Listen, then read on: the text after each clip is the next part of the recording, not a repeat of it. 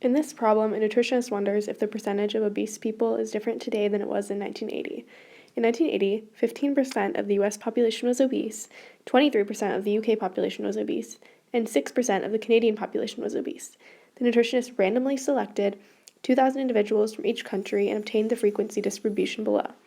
Does the evidence suggest that the percentages are different today than they were in 1980? Test at the 0.05 level of significance.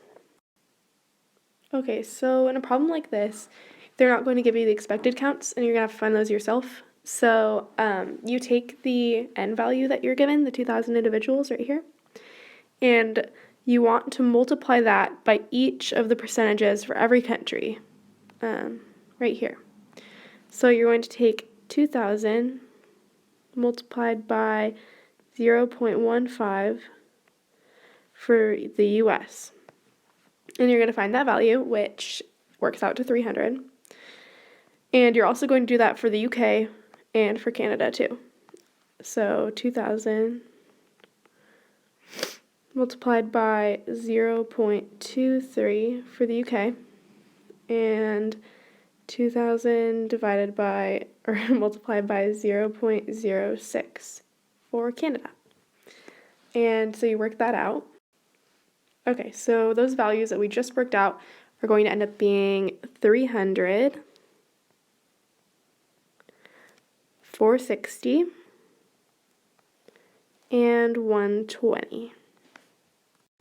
Now, you need to plug these three values into list 2 and these three values into list 1. Expected counts go in list 2 and observed counts go in list 1. Make sure that's right, because that really matters. Like, I know that I have that flip-flopped on my table, but make sure that you put expected counts, list 2, observed counts, list 1.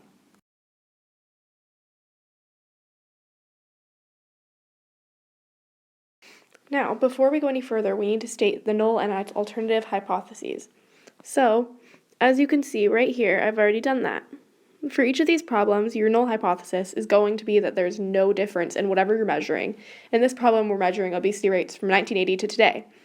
And your alternative hypothesis is going to be that there is a difference, because we're trying to see if there is a difference in the rates from 1980 to today in obesity in these multiple countries. So now that we've got that out of the way, we can move on to the tougher part of this. Okay, well, we've already done step 2, so we can just cross that out at this point.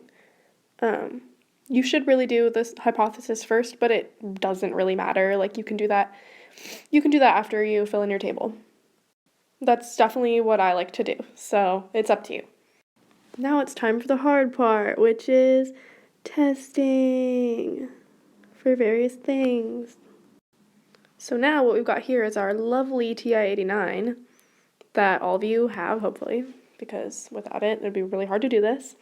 So there's some calculator directions for you right here. And I'll show you where that is on your calculator. So you want to go to apps, and you'll get to stat list that way. And then once you're in stat list, you want to hit second, which is this blue button right here. And then you want to hit F1, and that'll take you right to F6.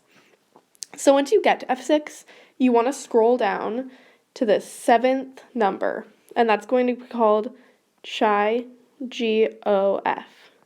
And once you get there, you need to enter your lists, and you need to enter your info. And that will be really straightforward for you.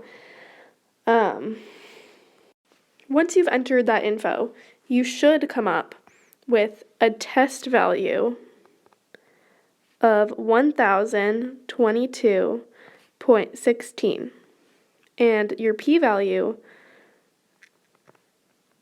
should be 1.099 times 10 to the negative 222. And that's a weird number because we're using real life data, so it's not going to be perfect. And that's the point of this, is that we're using real life data and it's not perfect and it's not completely laid out for you like in a typical example problem that you'd get in your homework. Well, next we need to find the critical value so we have something to compare to. So you want to go to F5 right here, I'm circling in purple, and you want to scroll down until you find inverse chi-squared. And your test is always going to be right-tailed for these problems.